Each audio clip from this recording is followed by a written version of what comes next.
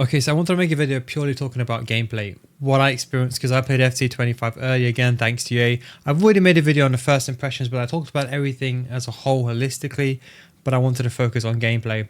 Sorry if I sound a bit lethargic, been traveling, haven't slept like 24 hours, but you know, business always comes first. So EA have released some information. I'm going to give you my thoughts as well, which goes beyond this. As you can see here, look, there's going to be a full deep dive into gameplay, which will be released later this month. So probably by the end of this month. So hopefully in the next 10 days or so, they'll release something. Now, for those people who don't understand, I'm under an NDA. This means I've signed a doc. I know there's probably new users, especially younger people who don't really understand. But when you sign an NDA, for me, in order to play the game and say my impressions and thoughts, there's certain things I can't say and certain things I can't discuss. So I understand if you're wondering, oh, Neil, you normally talk about this or that. Why did I not say it? That's the reason why. So let's go over it. So I wanted to go over a few things. Got some notes down here. So first of all, I'm not going to talk about leaks here. I'm just going to focus on factual stuff. So first of all, professional fouls. Now, everyone is talking about this professional foul system, right? Now, professional fouls, it's a new thing inside the game. I've explained to you, I experienced it. Now, listen, people are saying it's going to change the way the game plays. It cannot change the way the game plays. It's like going into McDonald's and ordering from the till or ordering from the screen. It's not going to make a difference. You can still foul normally.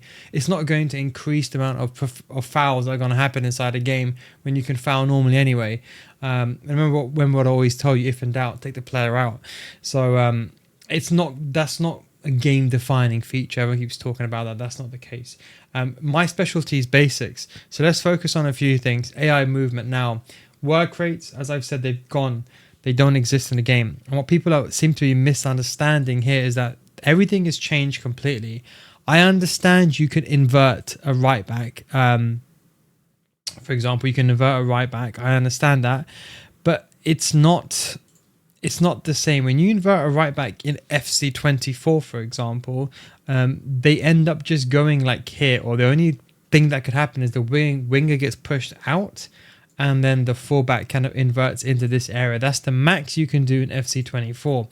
Whereas in FC25, they literally play as midfielders. I mean, like literally as centre mids. Think of like a left centre mid and a right centre mid. That's how those players play. So the system is completely different. It's not like what you think from like FIFA 18 to FIFA 19 tactics. The reskin, it's not like that. I'll give an example, right? You can also use a sweeper keeper. This means that the keeper will literally be at the halfway line. So when if you have the possession in your opponent's half, in your opponent's third, or wherever, your goalkeeper is literally going to be in the circle in the middle. So that is how it's changed. So literal positioning has changed, where otherwise it hasn't done probably past 10-15 years. So a lot of the AI movement is also based around this role system that I mentioned about. You know, you have the role plus, and role. And the better the role a person has, like role plus, the better that play would perform. So you could argue that the AI movement is in tune with the role. So that is why it's quite difficult to judge if it. And I, as you guys know, I'm a no BS kind of guy. I want to say things how it is. I don't want to say one thing and lie to you, especially if I not test something out fully. You know, I test everything out before I say it. So I didn't test it out enough, but there's definitely AI movement that's different. In terms of positions, as I said, they occupy these unique positions that they've never done. Like, for example, the sweeper keeper actually goes all the way up to near the halfway line in possession, where you can pass the ball back and rotate the ball and ready for the counter attack. And same with like fullbacks inverting, playing that false back roles. But like, for example, like the poacher, people are saying, oh yeah, Neil, do you know what a poacher does? I know what a poacher does and how the poacher plays. But in FC25, for example, that role that I played, I experienced that poacher making runs in behind. So ignore the box for a second. In possession, the poacher made that run in behind. Now I was comparing the role plus and someone that's out of position, not even a role. And you could see that difference is definitely there, but it's not as wide as you think. There's going to be a difference going on, but it's not going to be a dramatic thing. This is why I say, look, if you want to improve at the game, learn the basics. Things like L1 triggers and R1, and I'll be making a video on my Patreon series to see for more about this and how you can focus on specific areas and improve.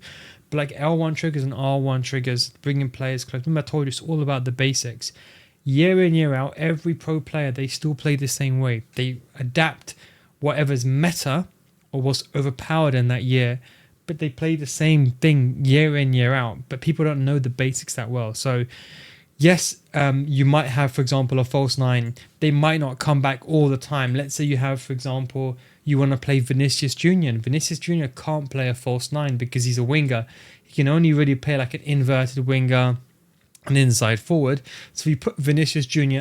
out of position in the striker role. If you press the R1 button, you can always bring Vinicius Jr. close yourself manually. So that is the most important thing, and that's where the skill gap really would be. So if you really want to make a player work for you, you got to learn those basics. So as I said, because work rates have gone, AI movement is this new thing. I need to do a lot more testing. I've only played the game for 40 hours. When the game came out, literally, I got the game and I literally played it as much as I could in between the Euro. Literally didn't even leave my house. Wimbledon, didn't even watch it. I literally played the game for 40 hours. There's only some amount of things that I can check. We weren't allowed to record any gameplay or anything like that as well. So I can't even record something and analyze it later on. So understand these things as well. So this is why I'm saying it's my impressions. With the goalkeepers, now I said, look, with a sweeper keeper, the new playstyles are a specific thing. They mentioned this in this article, so this is something that I can talk about because it's here. Now, goalkeepers have changed. Now, the new playstyles I've experienced, I don't even have to test the game out. I know the save with feet trait, or whatever it's called, the new one, but the save with feet equivalent and the coming out goalkeeper in the 1v1s are going to be the most overpowered ones, because the best way to save a goal is the goalkeeper rushing out or saving it with the feet like a low driven. So that is a given. We do know, for example, the goalkeeper movement, as you can see, they can move one step and two step. I think this is definitely a step in the right direction, because now you can limit how goalkeepers move. And I think this is, I mean, if you watch my videos, the way I teach goalkeeper movement anyway, I always say take one step or two steps. So if you're a regular viewer of mine, you shouldn't be realistically moving your goalkeeper all the way to the left or to the right. You just want to shift one step to the left or one step to the right before the opponent has taken a shot, so the goalkeeper can settle, and then that's when they've got the highest statistical chance of saving that, in my opinion. The goalkeeper movement will function previously from a corner. I think they are good. You can now choose, to have a player near post or far post, or near post, far post, or target player. Now for the attacking corners, if you're attacking from an attacking perspective, I'd not tested this out too much, but I can't really speak on it. But from the defensive side, when I was playing against Legendary AI, the highest difficulty, the goalkeeper could still pick up the ball, and that's the way it should be. Corners shouldn't be overpowered. Corners it's just not like real life where it's like one player is marking a player and it's more mistakes. It's like one mind versus another mind. So I don't think it should be OP in that way. Again, I didn't test it completely, so I'm not going to comment on that. Again, I have to be careful what I say, because people take things literally, whatever I say sometimes, and they'll repeat what I said and it won't exactly be the truth. So I'm not going to comment on that too much. I've not tested it, so I'm just going to be honest with you guys that. But this new near post, back post from a defensive perspective is very, very important. We all know how Kante playing CDM near post used to be the biggest issue inside the game. Now we're going over to defending. Now, again, I played against AI. A lot of these things, like certain things like basics, like left stick dribbling, passing, these are things you can test and you can literally see in like a few seconds. But things like defending, it's a bit more difficult. You have to play against, I need to play against someone like pro level standard. And I got to see, for example, if someone takes a shot, will that ball go underneath my foot, and how many times can I defend that? I looked at it. I don't think that was an issue. I didn't see that much. But again, this is very early on. A lot of these things that we're talking about now, don't forget this iteration is in July. People don't understand that this game, for it to be released, had to probably be ready by June. I'm presuming maybe early June, maybe even May. So the game actually comes out in September. So think about how much that game will change in a 6-month cycle, given the fact the game comes out in September every single year. So bear that in mind. That is very, very important. But from a defensive point of view, I didn't notice too much AI defending. I'm not going to really comment on that. I've not tested that. I don't want to comment on that too much, and certain things I can't say, so I'm just going to leave it at that. So I'm not going to comment on that. So that's the reason why I can't say things on the NDA, as I mentioned as well. Dribbling, as I mentioned, it's in some ways it wasn't clunky, as I mentioned, but it wasn't as liquid as last year. But then again, I'm playing kickoff. I'm not using a player that's like 5'6", 99 agility and balance that you could do in Ultimate Team. So it's hard to compare. What I did do after, as soon as I because we'll have to play the game. Some people went to Vancouver. I did not go to Vancouver, but I'm presuming they played the game there. I'm not too sure about that, so I can't really speak on it. But when I got the game code, I was only allowed to play for like 48 hours, something like that, 72 hours, something like that. I can't remember. But it's as soon as that ended the period, I went to FC24. And I was trying to compare it, and it's very hard, like for like on kickoff. I would say in certain situations, less stick dribbling is more fluid. I would say that. I wouldn't say it's clunky. I would say it's got some like the 180s. I can notice they're different. I would probably say on a generic level that is improved in some ways, and I think there's going to be improving still for the whole. So I'll expect it to be better than last year in terms of less dribbling. And as I said, that's the most important thing. Less dribbling is the most important thing.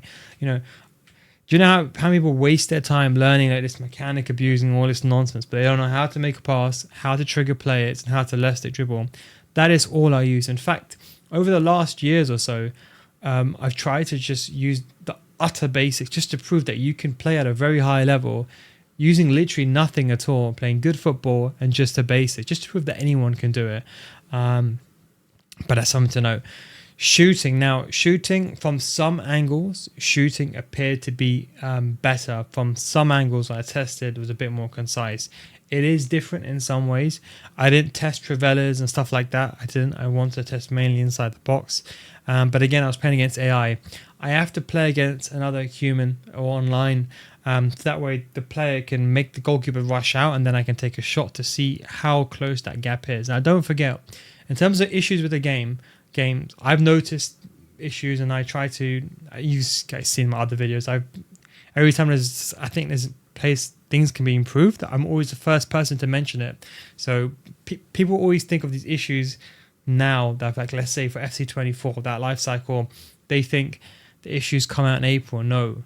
They don't know what they're talking about. Those issues were there from the beginning, but people just don't understand the issue was there in the first place. So in terms of shooting, it's been improved from certain angles, but certain things that were overpowered last year, like goalkeepers coming out, were insanely overpowered. I could not test. So I can't speak on how goalkeepers react. I'll have to play the game when it does come out. And we'll see in the gameplay patch notes when that comes out if there's anything changed with that. I have no idea, to be honest with that. Now, gameplay speed. This is very hard to judge as well, because kickoff, as I said, at limited time, I compared kickoff like for like. I would say it's about the same. It's really hard. Like, a 10% gameplay speed is massive. And also gameplay speed can be in different areas. And the reason why I mentioned in a tactical video, because player movement will be influenced by speed, but also the way a ball traverses, that will influence gameplay speed. Like, you could have everyone moving the same speed, but have the ball traversing faster. That will make the gameplay quicker. Or you could have, for example, the passes, the traversing being the same, but then maybe left dribbling quicker. So all these small, minute things can influence gameplay speed. It's not just you make a video and then you increase the speed by 10, by 0.1, or 10%, should I say rather. It's not as simple as that. So gameplay speed, hard to see, but I would say it's pretty much the same. It's not slower and it's not faster, I would say. But in certain regions, because of the new player roles, it has the option for you to find the pass and find the movement, if that makes sense. Maybe not the best way of explaining that, but hopefully I can explain that in the future, and also when I do some more testing. Now, set pieces I mentioned as well, from the corner kicks and stuff like that. We do know that goalkeepers now, they'll move like normal from before, and that is pretty much it. So apart from that, it's not really that much for you to say on set pieces. Corners were good. You can actually defend that. And then there was the L1 switching that I made. Now, that L1 switching feature was basically you can adjust the delay for better or to increase or decrease for the L1 button. Now, again, I didn't test this too much. Didn't have that much time. The L1 button, this delay can help you adjust it for your play style. Think of this of like, the right stick switching. Yeah, how you have the sensitivity. This is one just for the L1 button. So you'll have to fine tune that. You'll have to literally play that a lot of time, and then find the balance. Like even now, if you ask the average player, like if I ask you now, what is the best sensitivity to use? A lot of people have no idea. They just say 4, 5, or 6. They don't really know. So that just really takes a lot of time and experience. Now, as I said to you at the end of the day, I did play the game for 2 days. I want to reiterate this again. It's very, very important. So certain things I don't want to speak about because there's some things that I'm just not knowledgeable enough at this point to give a full force opinion on it that I can say for certain. Because don't forget, I'm at this point now where I'm not going to say I'm a big creator per se, but if I say something, someone's going to take it of value and say, oh, Neil said this, it must be this. So I have to always put these grain of salts in. A few things that I wanted to mention here about relegation as well. I know this is kind of going into another thing. So the SBC storage 100 thing, that's a very, very good thing. Evolution requirements is a good thing, because I've always wanted players to be evolved and more players to be evolved. That's a good thing. How they would do that, that'll be interesting. This is going to be less restrictive, so I can imagine maybe lower requirements, maybe instead of having 85 pace, we'll have 80 pace, stuff like that. Contracts, bit of an interesting one. From an economics point of view, it'll be interesting to see because the only thing taking money out of the economy would technically be EA tax when you buy and sell a player. And since they removed fitness to morale, first morale, then fitness, and then now recently no need for contracts. Very, very interesting. But then again, I suppose everyone opens packs. I suppose it doesn't make that much of a difference. And then I wanted to talk about relegation. Now, this is something that was a big, big issue. I've made my opinions very, very clear that relegation should be a thing, and I'm so happy to see that it's back. There's a lot of people this year that are in the elite division that should not be there. I have to be honest here, and I apologize for being brutally honest, but I would say 80%, not 80%, 60% people, 50% should not be in the elite division. They're not elite division players. And because of this no relegation, you have a bunch of Division 4 players in the elite division. That's the best way I can explain it. If you're in the elite division now, and maybe you're getting under 14 wins in foot champs, you should not be in the elite division, to be completely candid with you, without sugarcoating it. So this was needed because people think they're an elite division player, but they're not, but then they get stuck there, and this is the problem.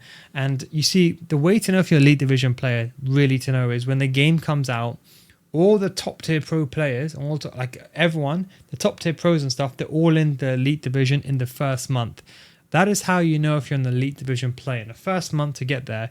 The problem was with the system right now is, let's say you're in Division 10, everyone start the game in Division 10. Let's say, for example, most of the community, let's say average high, I think the highest average probably like in Division 5 to Division 4, that region. Now, if everyone starts off in 10, if you're in Division 7, for example, and let's say everyone Division 4 players are all in Division 10, it's going to be difficult for you because you'll be matching pros. But as those players in Division 4 climb divisions as well, it then makes the subsequent, every forward division easier. So let's say 1 month into the game, all the players that are like Division 4 level are like Division 3. Division 3 will be hard. But eventually it tapers off to Elite Division because that's where it is. And that is why people get stuck there. So that's why the Elite Division, unfortunately, is not Elite Division anymore.